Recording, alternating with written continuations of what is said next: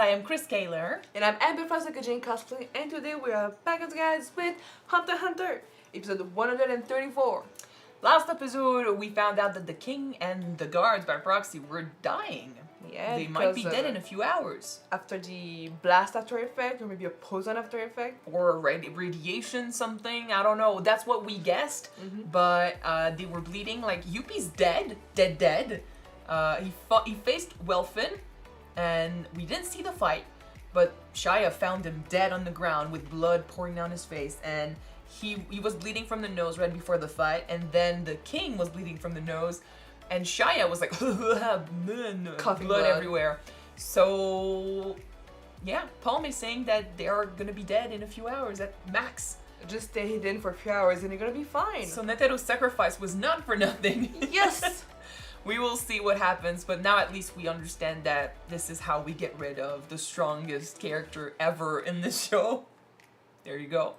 Aside from that, they hid Komugi in the basement. Mummy in the finder. in the boxes and stuff. They're trying to buy time as much as possible. Shaia is panicking because the king remembered the game and he remembers he played against someone, so he's looking for her. He asked Shaia, like, tell me what you know. So Shaia's like, Chapito, come back. No one is coming back. You're the only guard left. You're the only one left. And you're dying, and you're probably gonna die first because you don't have much energy left. So it's the end of the chimeras. And the other chimeras, the ones that are left, Ikalgo, Welfin and stuff, they remember enough of their human life to focus on their human side more than their chimera side. Like Welfin and Ikalgo are saying, we were human once, so the chimeras are our enemies. So that's pretty cool. And don't know where Welfin is now, but he's the one that faced Yuppie and apparently he won, so there you go. Probably looking for Gyro. He was told that after he delivered his message, he could leave. Although technically his message was never delivered. Technicality, it's a term, yeah. Well, maybe he's gonna stay, try to find the king to tell him directly, and then he's gonna leave. But he was told he could go and find Gyro, so we know where he's gonna go next on his second arc of Welfin's story. In any case, this is where we are right now. Let's jump in this episode and see what they have in store for us next. Yeah. Don't forget to subscribe if you want to know when these episodes come out, and check out our Patreon for the full reactions. Let's go! Let's go!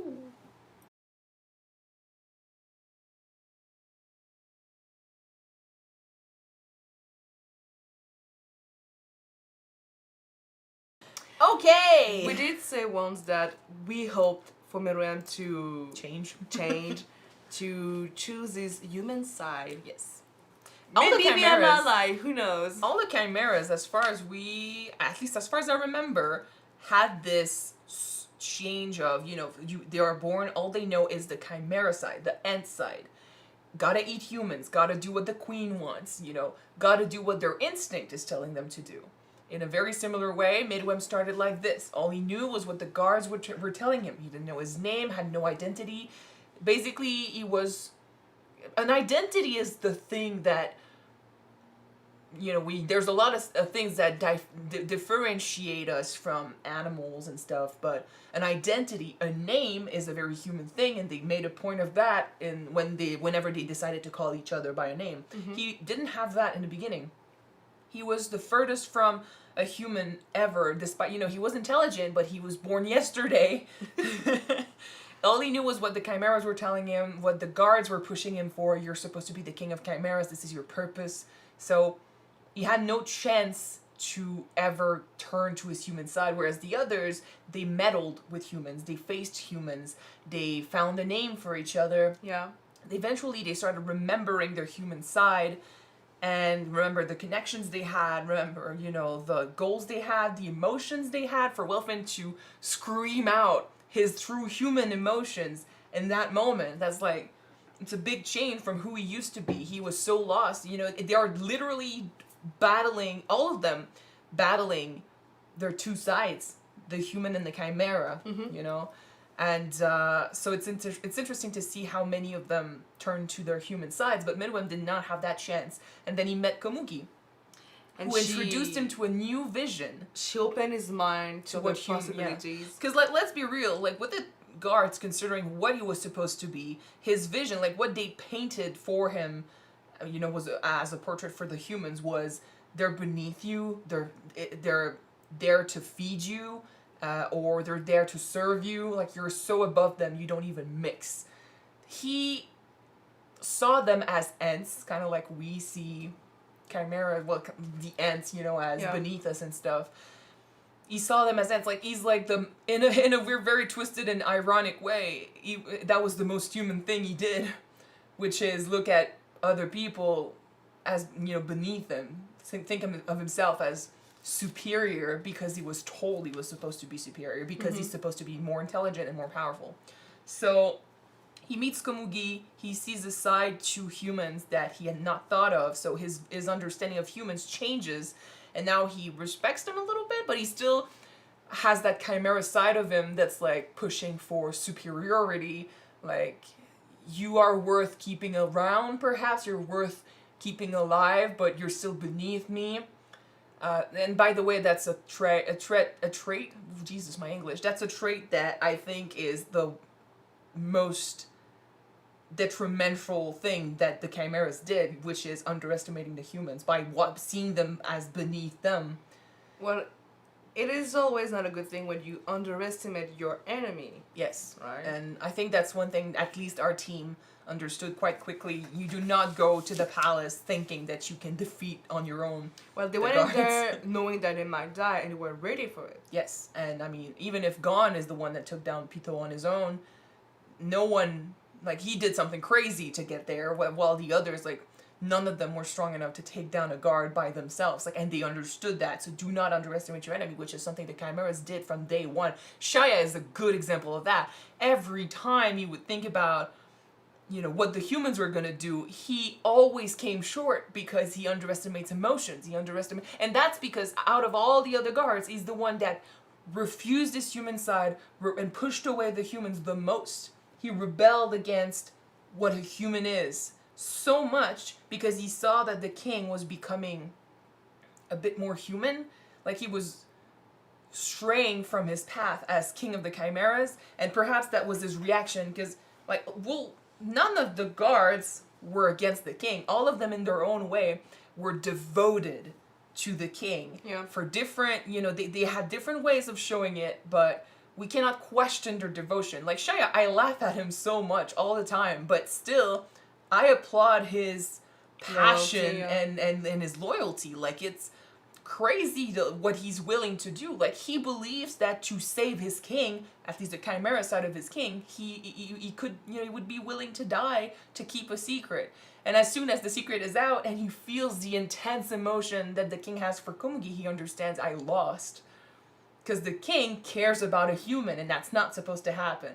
But yeah, like, meeting Komugi opened the door for the king to understand humans a little bit more, and then facing Netero, seeing the sheer power of a human, what they're capable of.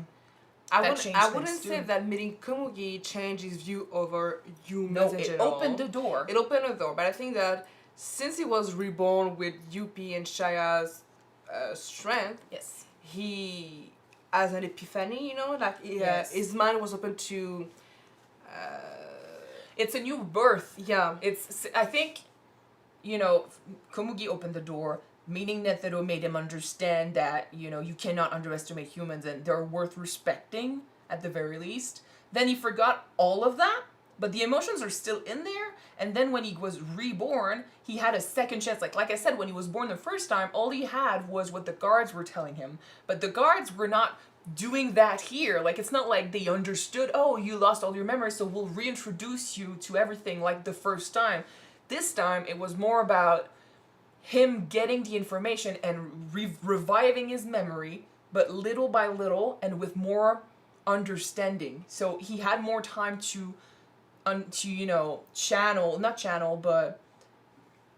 process the information. He had more time to balance the two sides. He had less prejudice because, it's not like he was born in the middle of their little hive and stuff, and he didn't have time to be told about the humans or anything. Like, his mind was made, he just didn't remember it, and then he had the time to process that information little by little.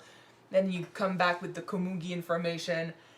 He's just asking so many questions, so he's not the same as before for sure, And then you add to that the emotions, the powers that he gained from the other two made him more able to feel what the others were feeling. So he's questioning more, he's processing more, and he's obviously more human now than he's ever been before.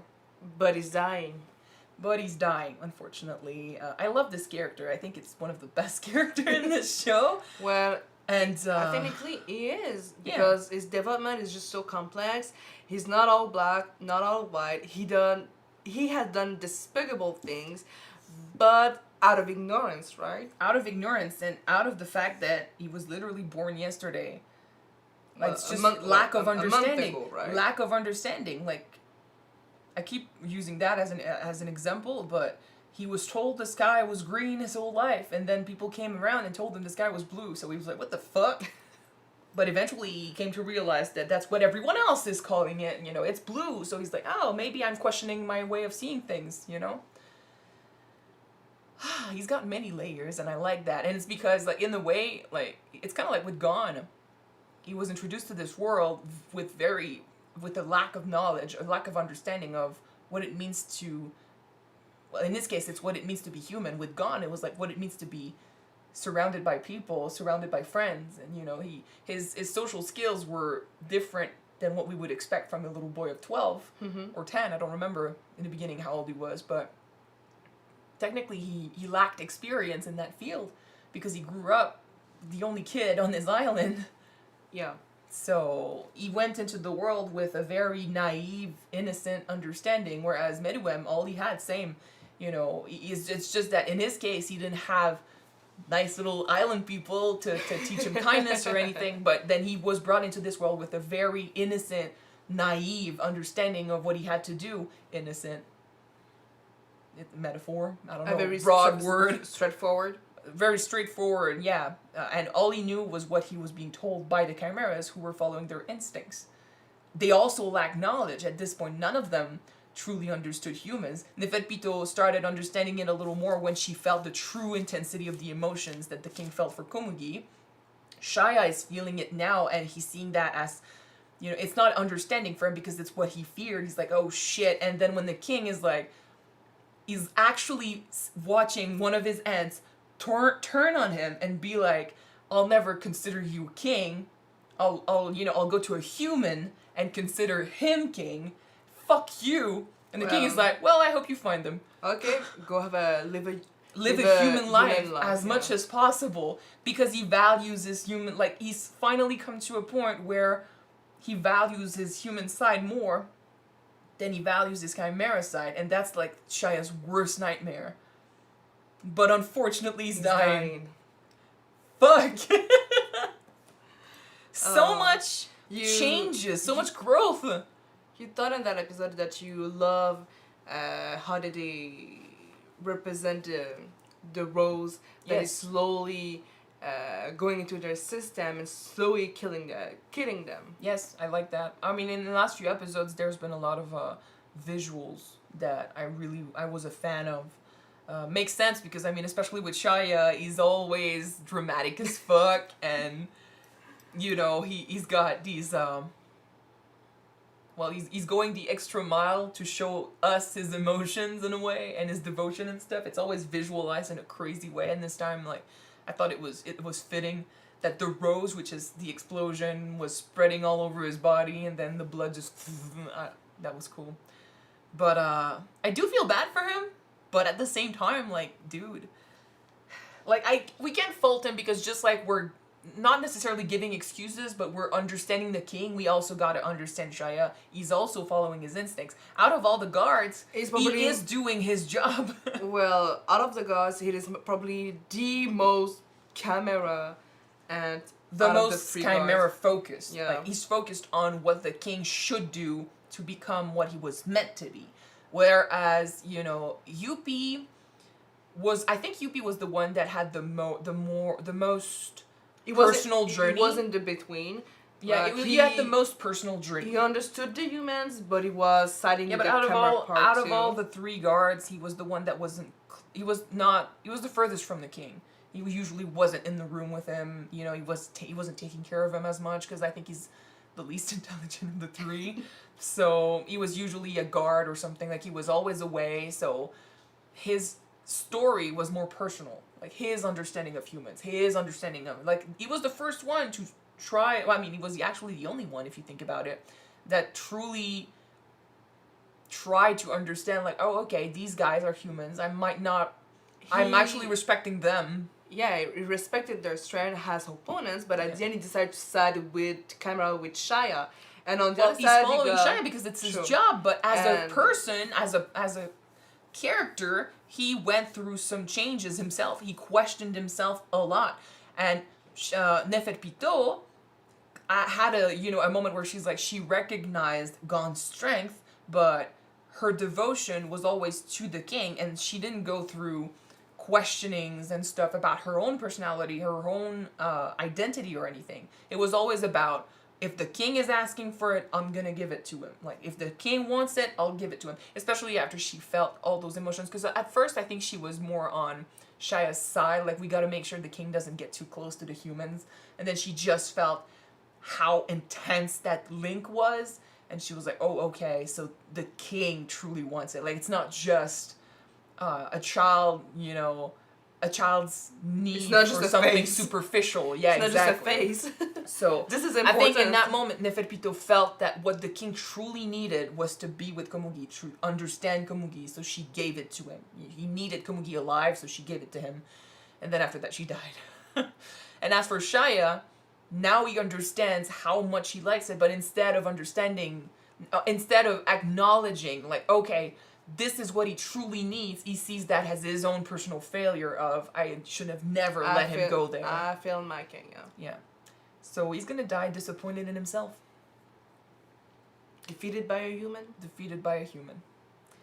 And the king, unfortunately, has reached a point where I could actually have hope that, Jesus, you could have a redemption thing going on, and... But he's dying. But he's dying. Alright. I was proud of Welfin, I will say that. It's sad that he lost all his hair. His mane and stuff.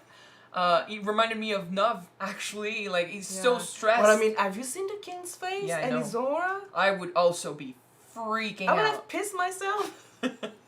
I would have been freaking out for sure. Like, just watching the episode, the aura, the way they, like I said, visually, the way they show it to us, that's pretty crazy. But it drives the message, for sure. So, and Welfin is not the most courageous.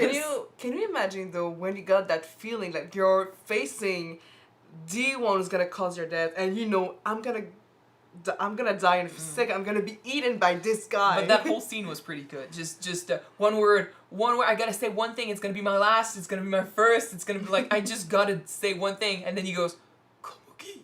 I'm like, oh yes. Thank God he didn't say oh shit. Like, just say it. And then sometimes it's like, we know what they have to say. We're like, just say it. Just think. We're freaking out and like, say it out loud. Thank God he didn't just mess it up. Cause like, that could have been.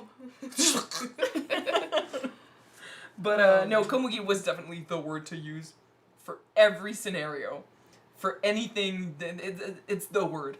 And thank God that Midwem is in a state of mind of, I'm gonna ask questions first and kill after and kill later. Yeah.